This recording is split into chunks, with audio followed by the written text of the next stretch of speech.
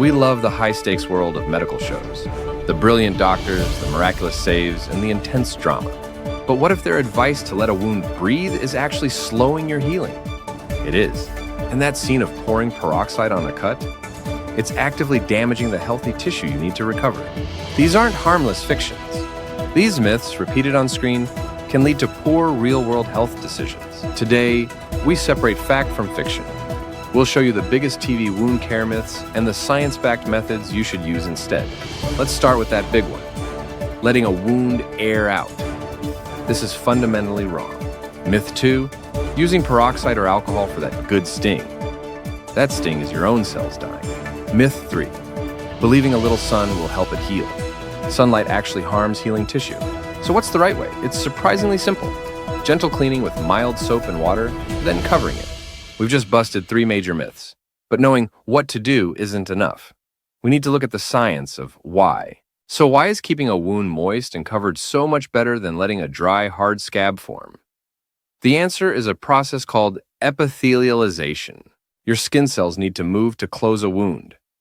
A dry scab is like a rough mountain range they have to burrow underneath, which is slow and difficult. A moist environment, protected by a bandage, is a smooth, open highway.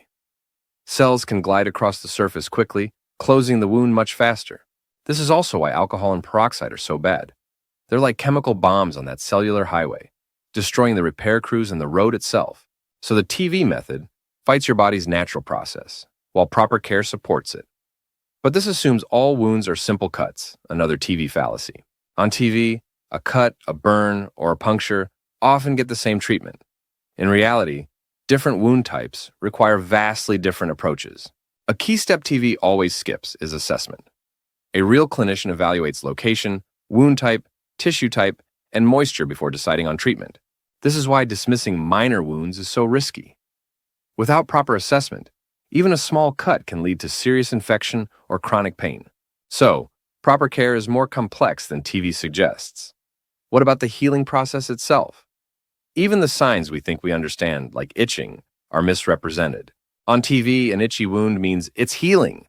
While mild itching is normal, intense itching can signal an allergic reaction or a developing infection.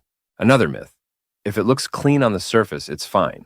But dangerous bacteria can thrive under the skin, with no obvious external signs at first. And the TV solution for any trouble? A powerful antibiotic. In reality, most simple wounds don't require them, and overuse builds antibiotic resistance. The pattern is clear. TV dramas oversimplify complex biological signals for a simple story. This simplification extends beyond the wound itself. Remember the hero doctor from the start, making instant decisions with peroxide? This jack-of-all-trades trope is the root of many inaccuracies. It's the same reason they show doctors shocking a flatlined heart. It's dramatic but medically useless. A defibrillator can't restart a heart with no electricity. This lone genius narrative is why they skip vital steps like wound assessment. It's also why they ignore the most potent tool in medicine, the team. Real wound care involves nurses, specialists, and therapists communicating and working together. It's less like one superhero and more like a coordinated pit crew. So we've seen how TV gets the science, the process, and the people wrong. What does this mean for us, the viewers? Medical shows are designed for drama, not medical education. They create unrealistic expectations for how treatments work and how fast we recover. The most dangerous myths are the ones that feel intuitive. The key takeaway: clean gently, keep it moist, and keep it covered. Let your body work. Entertainment is not a substitute for professional advice. If a wound is deep, won't stop bleeding, or shows signs of infection, see a doctor immediately. The goal isn't to stop you from enjoying your favorite shows. It's to give you the knowledge to separate life-saving facts from dramatic fiction. Knowing the difference can protect you and your loved ones.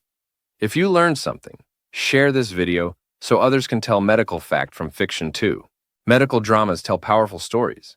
But the most important story is your health, and that story deserves to be based on reality. Thanks for watching. Subscribe for more evidence-based deep dives.